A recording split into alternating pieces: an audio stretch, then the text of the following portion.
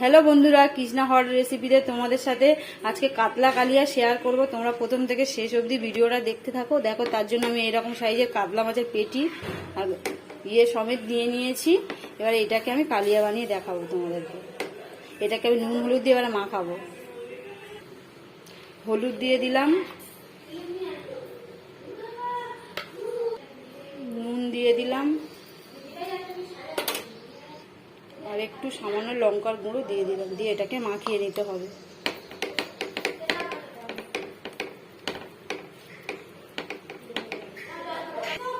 কড়াইটা বসিয়ে দিয়েছি, কড়াইটা গরম হয়ে গেছে, তেল দিয়ে দিয়েছি, সর্ষের তেল। এবারে মাছগুলোকে এতে দিয়ে দেবো।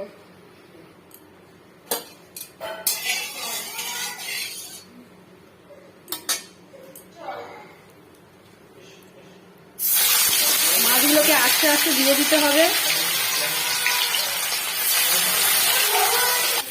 মাছটা এইভাবে এক পিঠ উল্টে দিচ্ছি।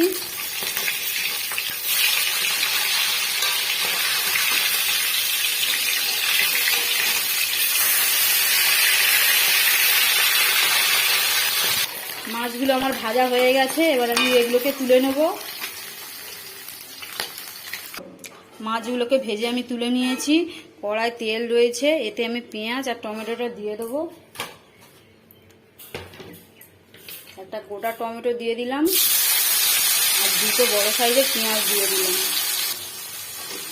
দিয়ে এটাকে ভালো করে ভেজে নিতে হবে পেঁয়াজ আর টমেটোটাকে।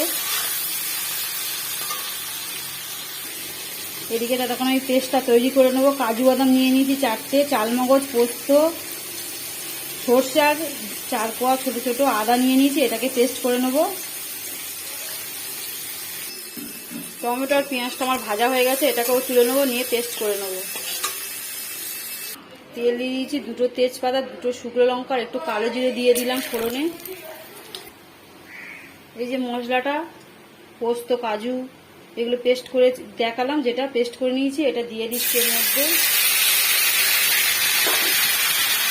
ততক্ষণ একটা মশলা তৈরি করে নিচ্ছি। সামান্য একটু হলুদ গুঁড়ো দিয়ে দিচ্ছি,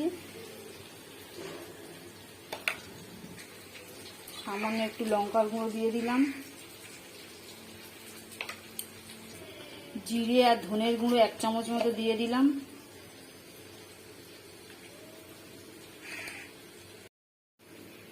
সামান্য একটু জল দিয়ে এটাকে গুলে নেব।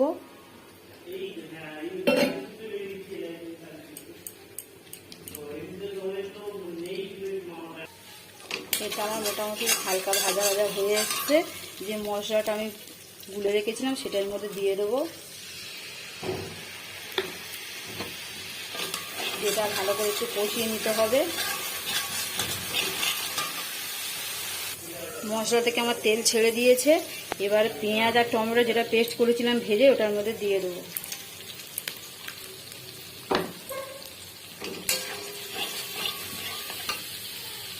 মশলাটা আমার কষানো হয়ে গেছে, তেলও ছেড়ে দিয়েছে মশলা থেকে। এবারে উষ্ণ গরম জল এর মধ্যে দিয়ে দেবো।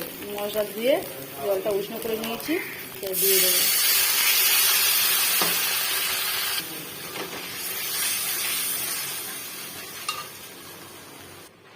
এর মধ্যে এবার আমি নুনটা দিয়ে দেবো। সামান্য 1 চামচ, হাফ চামচ মতো একটু চিনি দিয়ে দিচ্ছি।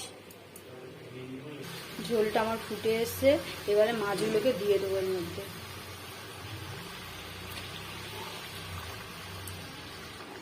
এতে আমি এবারে নামানোর আগে একটু গরম মশলা দিয়ে দেবো, ছড়িয়ে দেবো।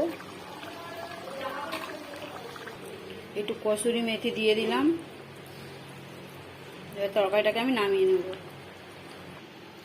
দেখো, কাতলা কালিয়া আমার রেডি হয়ে গেছে। যদি ভিডিওটা ভালো লেগে থাকে অবশ্যই লাইক, শেয়ার ও কমেন্ট করো। আর যারা কেউ যদি নতুন নতুন ভিডিও পেতে চাও অবশ্যই আমাকে সাবস্ক্রাইব করো। আর নতুন নতুন যদি রান্না কেউ দেখতে চাও আমাকে কমেন্টে জানিও। আজকের মতো টাটা।